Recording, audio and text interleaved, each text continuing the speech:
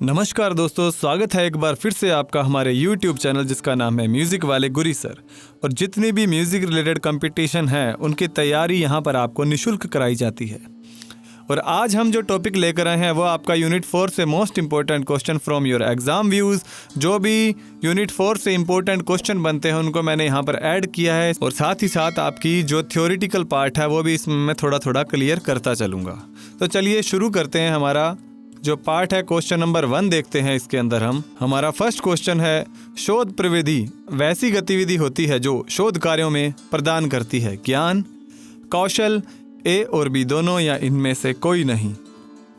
तो शोध प्रवृत्ति कैसी गतिविधि होती है ये बताना हमने। शोध प्रविधि ज्ञान और कौशल दोनों ही प्रदान करती है, यानी कि ए और बी हमारा दोनों राइट हो जाएगा, ऑप्शन नंबर सी।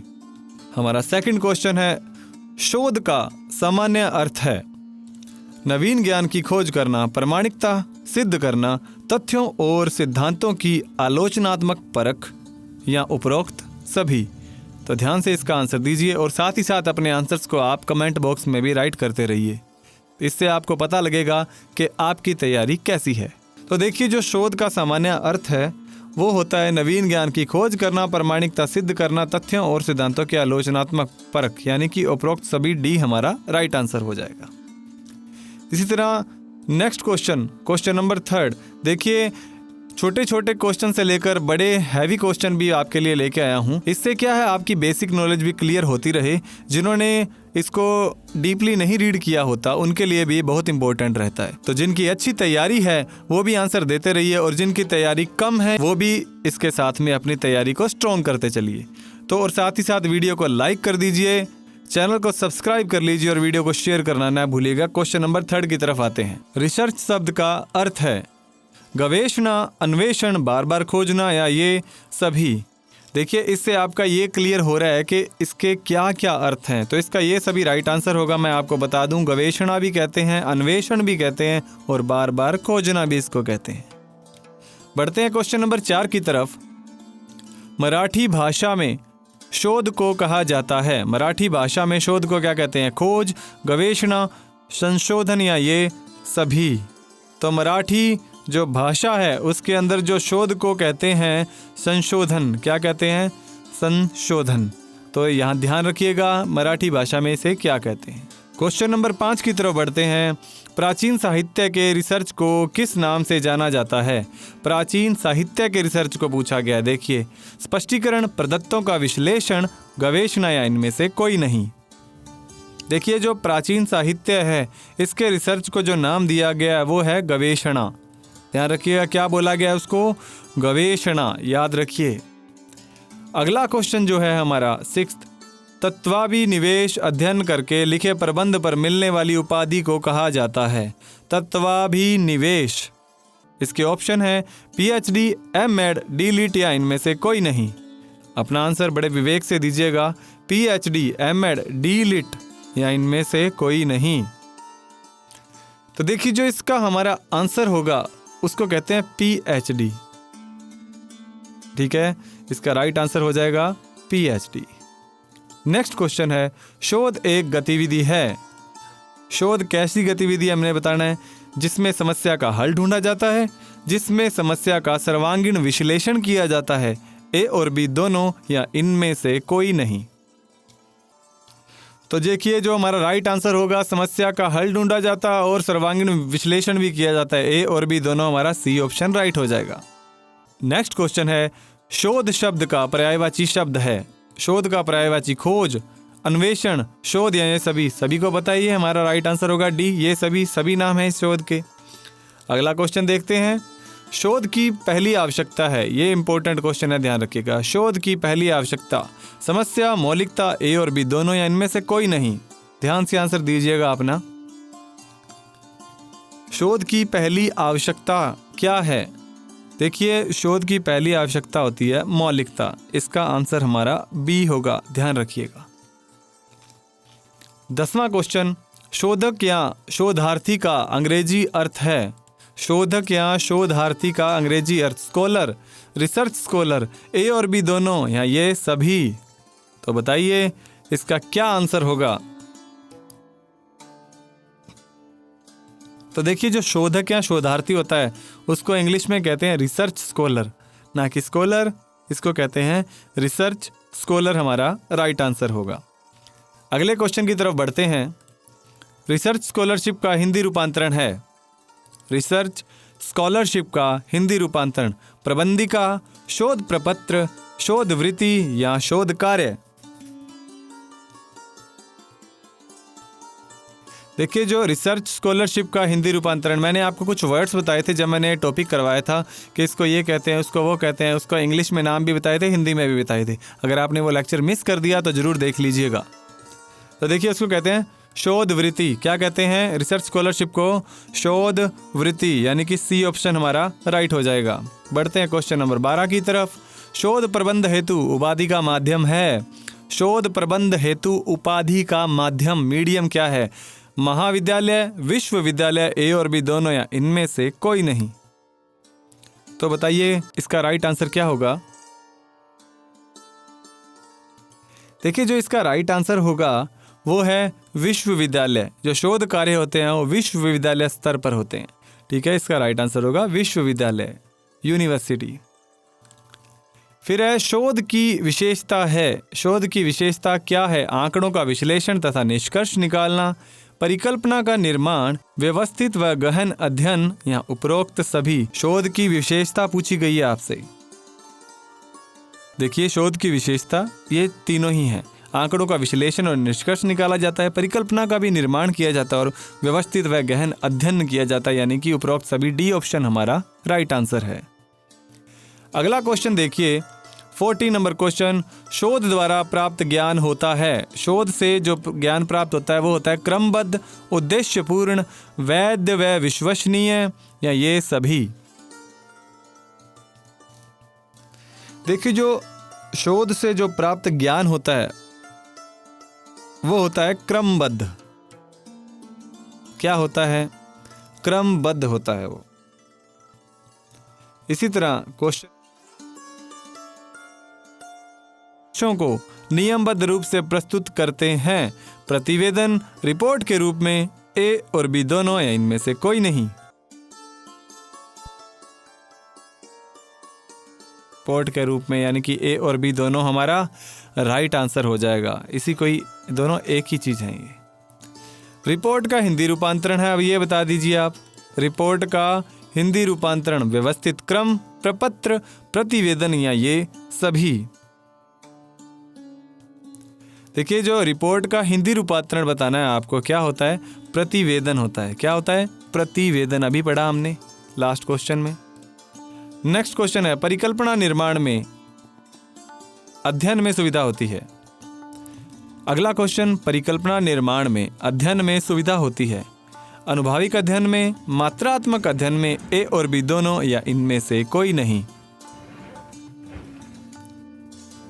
तो जो इसका राइट आंसर होगा वो अनुभाविक अध्ययन में और मात्रात्मक अध्ययन में दोनों, ए और बी दोनों, सी ऑप्शन हमारा राइट आंसर हो जाएगा।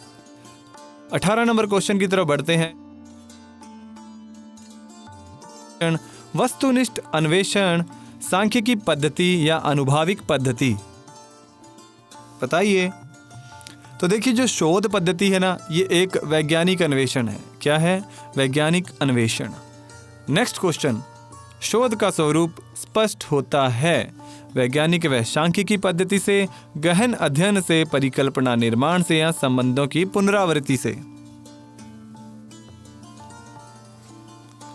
शोध का स्वरूप स्पष्ट होता है तो ये होता है जी वैज्ञानिक व सांख्यिकी पद्धति से। ऑप्शन नंबर ए हमारा राइट आंसर है।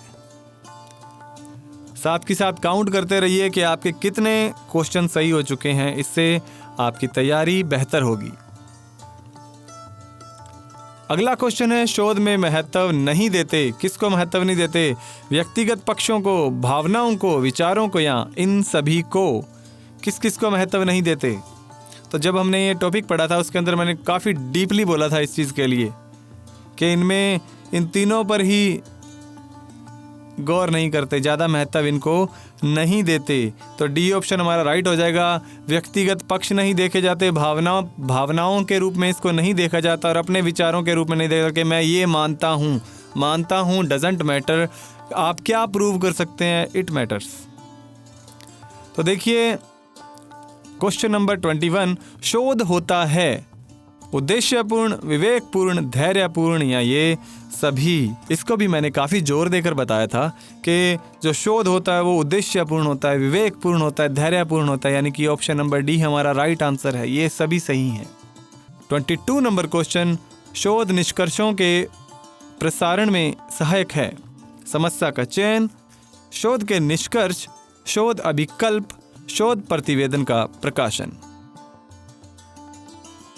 तो देखिए जो शोध निष्कर्षों के प्रकाशन में जो हेल्पफुल होता है वो शोध प्रतिवेदन का प्रकाशन होता है। जो निष्कर्ष जो आ जाते हैं फिर जब प्रकाशित नहीं होंगे तब तक वो फायदेमंद नहीं है। आगे देखिए 23 नंबर क्वेश्चन, निम्नलिखित में से एक कौन सा शोध की आवश्यकता या प्रासंगिकता को इंगित करता है? ज्ञान के विकास में सहायक है, जीवन के उद्देश्य की प्राप्ति, मानव समाज को नवीन ज्ञान एवं गति की प्राप्ति या उपरोक्त सभी। देखिए जो शोध की आवश्यकता है वो इन तीनों से जुड़ी हुई है। ज्ञान के विकास में सहायक भी है, जीवन के उद्देश्य की प्राप्ति भी होती है, मानव समाज को नवीन ज्ञान एवं गति की प्राप्ति होती है। तो ये उपरोक्त सभी, डी ऑप्शन हमारा राइट आंसर है। 24 नंबर क्वेश्चन की तरफ बढ़ते हैं। निम्नलिखित में से किसका कहना है कि विज्ञान का कार्य बुद्धि का विकास करना है तथा शोध का कार्य विज्ञान का विकास करना है? किस विद्वान ने ये बात कही थी? गुड स्केट, ए और बी दोनों, या जॉन बेस्ट? आपको ये आंसर देना है कि किस विद्वान ने ये बात कही। तो देखिए जो इस बात को कहने वाला गुड और स्केट दोनों है, ए और बी दोनों, सी ऑप्शन हमारा राइट आंसर हो जाएगा। बढ़ते हैं क्वेश्चन नंबर 25 की तरफ। निम्नलिखित में से कौन सा एक शोध की प्रासंगिकता को व्यक्त करता है?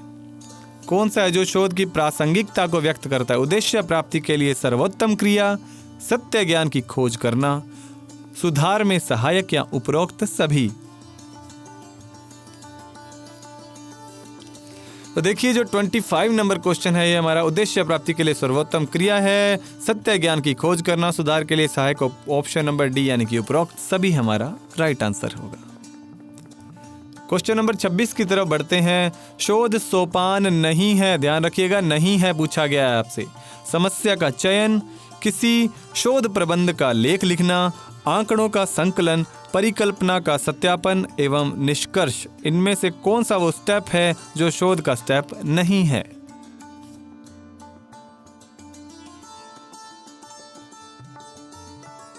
तो देखिए समस्या का चयन भी इसके अंदर होता है, आंकड़ों का संकलन भी होता है, परिकल्पना का सत्यापन एवं निष्कर्ष भी होता है। किसी शोध प्रबंध का लेख लिखना ये नहीं होता, तो ये हमारा आंसर बी हो जाएगा इसमें।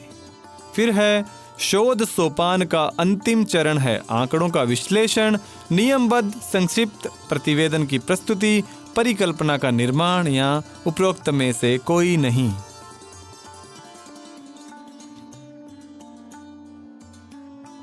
अंतिम चरण पूछा गया है शोध का और अंतिम चरण होगा आंकड़ों का विश्लेषण। नेक्स्ट क्वेश्चन है, समस्या चयन में शोधार्थी को प्रभावित करते हैं। शोधार्थी को प्रभावित क्या क्या करते हैं? उसका व्यक्तित्व, वातावरण, ए और बी दोनों, या केवल व्यक्तित्व? देखिए ये तो खुद स्पष्ट कह रहा है, यहाँ केवल व्यक्तित्व आ गया, उसका व्यक्तित्व आ गया, तो ए और डी तो निकल गया, नहीं कि ए और बी दोनों, ऑप्शन सी ऑप्शन हमारा राइट हो जाएगा। उसका व्यक्तित्व भी प्रभावित करता है और वातावरण भी प्रभावित करता है। 29 नंबर क्वेश्चन, शोध का प्रथम सोपान है परिकल्पना बनाना, समस्या का चयन, साहित्य का सर्वेक्षण या आंकड़ों का संकलन। शोध का प्रथम सोपान, जो पहला सोपान है वो है समस्या का चयन। हमने काफी डीपली पढ़ा है इसको, तो समस्या का चयन हमारा राइट आंसर हो जाएगा। शोध क्षेत्र होते हैं, तो देखिए जो आपके लिए मैंने क्लास बनाई थी शोध के ऊपर, वो थी सिर्फ इम्पोर्टेंट जो लाइंस थी वो चूज़ करके मैंने आपके लिए उसमें डाली हैं। तो अगर आपको लगता है कि कुछ चीज़ें आपकी मिसिंग है आपकी स्टडी में, तो आप जाकर वो वीडियो देख सकते हैं, वो क्लास अटेंड कर सकते हैं। तो देखिए क्वेश्चन नंबर 30 की तरफ बढ़ते हैं। शोध क्षेत्र होते हैं सामाजिक, राजनैतिक, आर्थिक, धर्म, दर्शन, विज्ञान, तर्क व गणित, शिक्षा, संस्कृति, कला जगत या उपरोक्त सभी।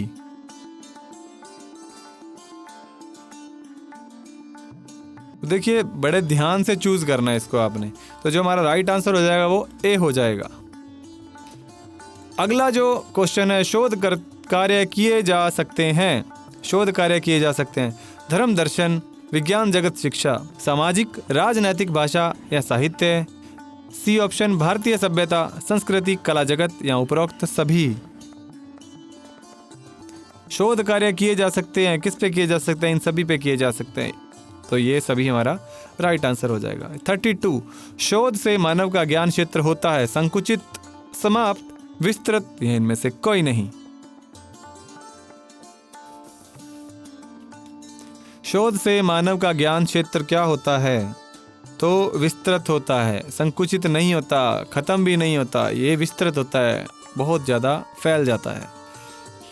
33 नंबर क्वेश्चन, साहित्य समीक्षा का प्रथम सोपान है। साहित्य समीक्षा का प्रथम सोपान पुस्तकालय अध्ययन, इंटरनेट का प्रयोग, संदर्भ सूची तैयार करना या शोध प्रबंधों का अवलोकन। ध्यान से पढ़िए इस क्वेश्चन को, इंपॉर्टेंट क्वेश्चन है ये। तो देखिए जो साहित्य समीक्षा है ना, उसका जो पहला स्टेप है वो संदर्भ सूची तैयार करना है। संदर्भ सूची तैयार करना। अगला क्वेश्चन 34 नंबर क्वेश्चन, साहित्य समीक्षा की आवश्यकता होती है समस्या के चयन में, परिकल्पनाओं के प्रतिपादन में, निष्कर्षों के विवेचन में या इन सभी में। साहित्य समीक्षा की आवश्यकता। तो देखिए जो साहित्य समीक्षा की आवश्यकता होती है समस्या के चयन में भी होती है, परिकल्पनाओं के प्रतिपादन में भी, निष्कर्षों के विवेचन में भी, और इन सभी में डी ऑप्शन हमारा राइट हो जाएगा। 35 नंबर क्वेश्चन की तरफ बढ़ते हैं। साहित्य समीक्षा प्रक्रिया की सरल विधि है संबंधित साहित्य का अध्ययन, उपलब्ध साहित्य का विश्लेषण, कंप्यूटर का प्रयोग करना या ये सभी। साहित्य समीक्षा प्रक्रिया की सरल विधि पूछा गया है आपसे, तो जो सरल विधि है ये सभी है। संबंधित साहित्य का अध्ययन करना भी है, उपलब्ध साहित्य का विश्लेषण और कंप्यूटर का प्रयोग करना। फिर देखिए शोध प्रबंध में साहित्य समीक्षा का अध्ययन होता है। शोध प्रबंध में साहित्य समीक्षा का अध्ययन होता है प्रथम, द्वितीय, ए और बी दोनों है, इनमें से कोई नहीं। जब शोध प्रबंध होता है तो साहित्य की समीक्षा पहले नंबर पे आती है, प्रथम, फर्स्ट नंबर पे होती है। 37 नंबर क्वेश्चन, साहित्य समीक्षा के स्रोत हैं। अब साहित्य समीक्षा है जो उसके स्रोत पूछे गए हैं, पुस्तकालय, शोध सर्वेक्षण, इंटरनेट या ये सभी। तो देखिए जो साहित्य समीक्षा के स्रोत हैं वो ये सभी हैं। साहित्य की समीक्षा सभी के द्वारा की जाती है। फिर 38 नंबर क्वेश्चन, साहित्य समीक्षा का कार्य प्रारंभ होता है आरंभ से, पूर्व से, शोध प्रबंध लेखन से, समस्या के चयन से या ये सभी। यानी कि जहां से स्टार्टिंग होती है उससे पहले से ही साहित्य की समीक्षा जो होती है प्रारंभ हो जाती है। 39 नंबर क्वेश्चन, साहित्य की समीक्षा का कार्य अत्यंत है वर्णनात्मक, रचनात्मक, सृजनात्मक या इनमें से कोई नहीं। 39 number question.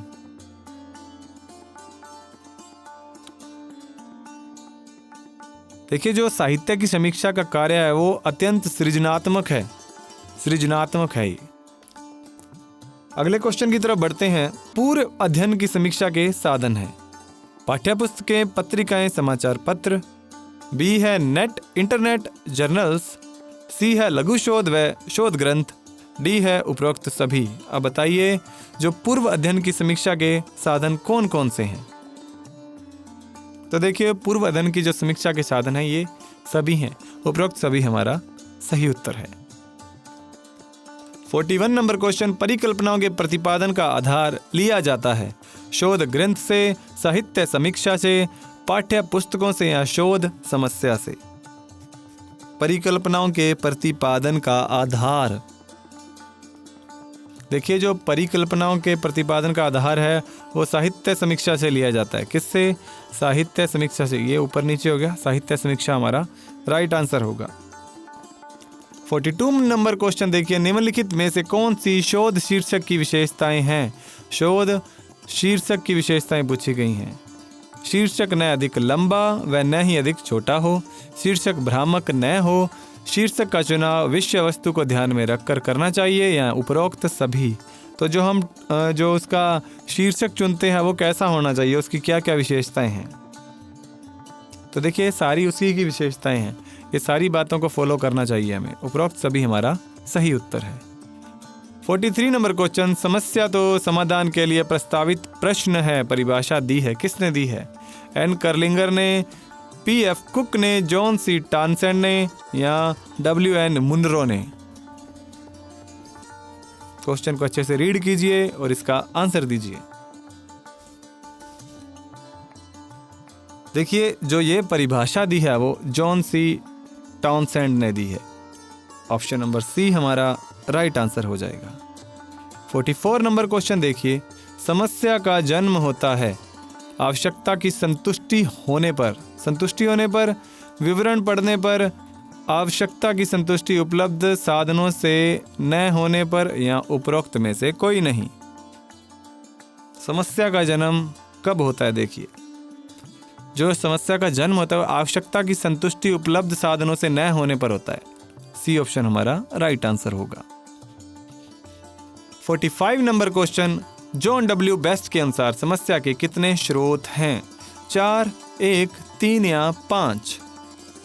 John W best के अनुसार पूछा गया है। जो समस्या के स्रोत हैं वो 4 हैं। अगर किसी को पता है तो कमेंट बॉक्स में जरूर राइट कीजिएगा कि कौन कौन से हैं। क्वेश्चन नंबर 46, शोध समस्या के प्रमुख स्रोत हैं संबंधित साहित्य, शोधों से उत्पन्न समस्याएं, शोध परिणामों की विसंगतियां तथा ज्ञात तथ्य या उपरोक्त सभी। शोध समस्या के प्रमुख स्रोत हैं तो ये सभी ही इसका राइट आंसर होगा। 47 नंबर क्वेश्चन की तरफ बढ़ते हैं। शोध परिणामों की विसंगति से तात्पर्य है परिणामों का एक दूसरे के विपरीत हो जाना, परिणामों का पृथक्करण होना, परिणामों का स्पष्टीकरण होना या उपरोक्त में से कोई नहीं। 47 नंबर क्वेश्चन, शोध परिणामों की विसंगति से तात्पर्य। देखिए जो इसका राइट आंसर होगा वो होगा परिणामों का एक दूसरे के विपरीत हो जाना। विसंगति से पूछा गया, विसंगति। 48 नंबर क्वेश्चन की तरफ बढ़ते हैं। समस्या उपयुक्तता के प्रमुख मानदंड हैं योग्यता, रुचि व नवीनता, उपयोगिता, साधनों की उपलब्धि, समय, धन व मानव संसाधन या उपरोक्त सभी। समस्या उपयुक्तता के प्रमुख मानदंड पूछा गया है आपसे, तो वो होंगे योग्यता, रुचि व नवीनता। अगला क्वेश्चन, शोध शीर्षक की विशेषताएं हैं। अधिक लंबा न हो, शीर्षक का उद्देश्य स्पष्ट होना चाहिए, शीर्षक भ्रामक न हो, उपरोक्त सभी। अभी हमने पढ़ा था, ये क्वेश्चन रिपीट हो रहा है, तो डी ऑप्शन इसका राइट आंसर होगा। शोध प्रकरण से तात्पर्य है प्रकरण, शोध समस्या का लिखित रूप, शोध विवरण, समस्या का मौखिक रूप या इनमें से कोई नहीं। देखिए जो शोध प्रकरण होता है वो शोध समस्या का लिखित रूप, इसका राइट आंसर होगा, यानी कि ए ऑप्शन हमारा राइट आंसर है। तो आज की क्लास में हम करेंगे 50 क्वेश्चंस और इसके जो बाकी क्वेश्चन है वो नेक्स्ट पार्ट्स में मैं बनाने वाला हूँ। आपको लगभग 150 के करीब मैं क्वेश्चन दूंगा इसमें, और इसके अंदर लगभग आपका ये टॉपिक क्लियर हो जाएगा। आपको ज़्यादा इसमें डीपली इसके नोट्स पढ़ने की ज़रूरत नहीं पड़ेगी। तो मिलते हैं नेक्स्ट पार्ट के साथ में, तब तक वीडियो को शेयर कर दीजिए, लाइक कर दीजिए, ज़्यादा से ज़्यादा चैनल को सब्सक्राइब कीजिए और अपने दोस्तों से भी करवाइए। मिलते हैं नेक्स्ट पार्ट में, तब तक के लिए पढ़ते रहिए, बढ़ते रहिए। जय हिंद, जय भारत।